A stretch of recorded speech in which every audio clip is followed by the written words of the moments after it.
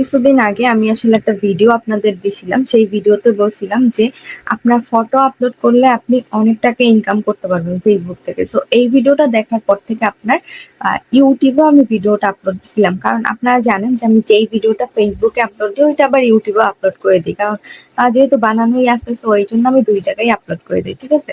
তো সেই ভিডিওটা আমি ইউটিউবে আপলোড দেওয়ার পরে কিছু মানুষ আমাকে ওইখানে কমেন্ট করেছে যে আসলে আপনি মানুষকে বলদ বুঝাইতেছেন। কারণ যদি ফেসবুক মানে ফটো থেকে এত টাকা আর্নিং করা যাইতো তাইলে তো আর আপনি কষ্ট করে মানে ভিডিও বানাইতেন না, তাই না? সো আসলে এই ব্যাপারটার মূল উদ্দেশ্যটাই আজকে ভিডিওতে আপনাদের বলবো। ঠিক আছে? যে আসলে কাহিনীটা কি। তার কথাটাও ঠিক আছে যে যদি আপনি এত টাকা মানে ফটো থেকেই শুধু ইনকাম করা যায় তাইলে তো মানুষ তো ফটোই আপলোড দিবে, তাইলে কেন ভিডিও দিবে? আসলে সত্যি কথা বলতে কি, যারা ফেসবুক পেজ চালায় এই বিষয়গুলো তারা খুব সুন্দরভাবে ক্লিয়ার মতো জানে। তাদের কাছে এগুলো জিজ্ঞেস করা আর পানির মতো সহজ। ঠিক আছে? তাদের কাছে আমার বাংলায় কিছু বলতে হবে না। কিন্তু তার মতো কিছু লোক আছে যারা এই বিষয়গুলো জানেই না, কারণ তারা ফেসবুক তো চালায় না। এই জন্য ঠিক আছে, কারণ তাদের তো পেজ টেজ নাই।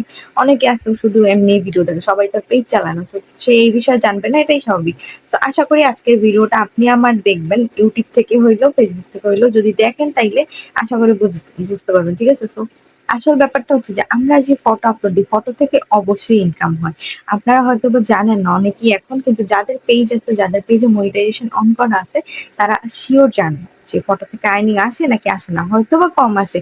এখন ভিডিও বলেন, ফটো বলেন, সবকিছুর আর্নিংই কম, কিন্তু কম আসে, কিন্তু আর্নিং ঠিকই দেয়। ঠিক আছে? যাদের lakh lakh million million views হয়, তো যেই পরিমাণ ইনকাম তার ভিডিও থেকে আসে, সেম পরিমাণ ইনকাম তার ফটো থেকেও আসে। সো ফটো থেকে অবশ্যই ইনকাম হয়। ঠিক আছে?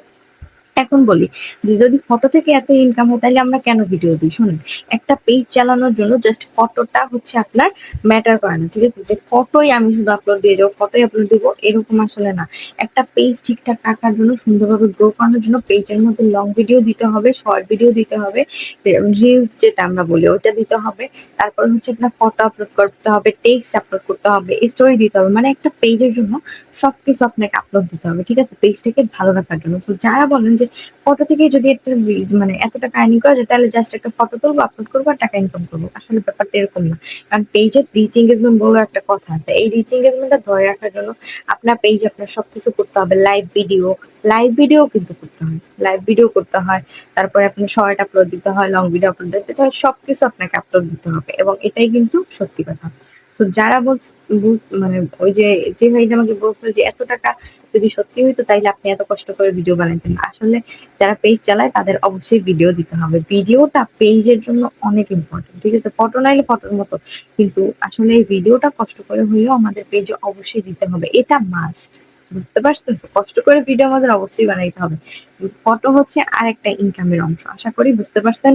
বহুত চেষ্টা করছি বোঝানোর জন্য। তো যাই হোক, আজকের ভিডিওটা ছিল এই পর্যন্তই। যদি আপনাদের ভিডিওটা ভালো লেগে থাকে অবশ্যই ভিডিওটা শেয়ার দিয়ে, কেমন লাগলো ভিডিওটা অবশ্যই কমেন্ট করে জানাবেন। ধন্যবাদ সবাইকে ভিডিওটা দেখার জন্য। আল্লাহ হাফেজ। আসসালামু আলাইকুম।